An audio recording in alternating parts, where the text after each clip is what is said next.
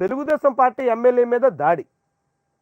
Telugu Desam party Guntur east MLA మీద దాడి జరిగింది. నజీర్ అహ్మద్ మీద తెలుగుదేశం పార్టీ కార్యకర్తలే దాడి చేశారు.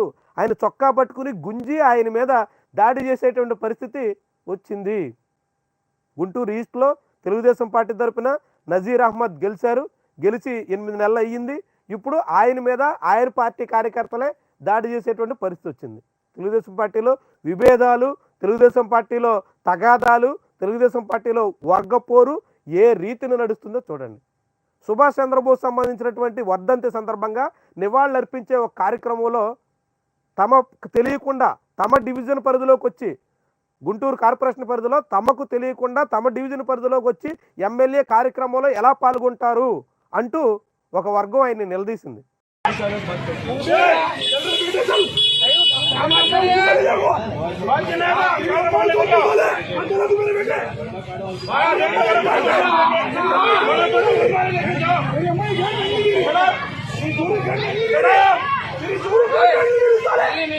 ఆ నిలదీసినప్పుడు వాగ్వాదం జరిగింది.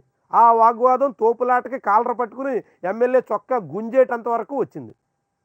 ఏంటి పరిస్థితి తెలుగుదేశం పార్టీలో? ఏకంగా ఒక ఎమ్మెల్యే మీదే దాడి చేసేటువంటి పరిస్థితి వస్తే, పోలీసులకు ఫిర్యాదు చేసేదాకా వస్తే కేసు నమోదు, ఎమ్మెల్యే మీద దాడి చేసి కేసు పెట్టాల్సినటువంటి పరిస్థితి వచ్చిందంటే రాష్ట్రంలో పరిస్థితి ఎట్లా ఉందో చూడండి. గుంటూరు నగరంలో అది ఎక్కడో కాదు, అమరావతి రాజధాని ఉన్నటువంటి జిల్లాలో గుంటూరు ఈస్ట్ నుంచి ప్రాతినిధ్యం వహిస్తున్నటువంటి నజీర్ అహ్మద్ మీద అదే పార్టీకి సంబంధించినటువంటి కార్యకర్తలు దాడి చేశారండి. కొట్టేదానికి ప్రయత్నం చేశారు. ఏంటి దీనికి సంకేతం? తెలుగుదేశం పార్టీలో సాగుతున్నటువంటి వ్యవహారాలు ఏం చెబుతున్నాయి? ఎక్కడి వరకు వెళ్తుంది ఈ పరిస్థితి? చాలా చాలా తీవ్రమైనటువంటి పరిస్థితిగా మనం దీన్ని గమనించాల్సి ఉంటుంది.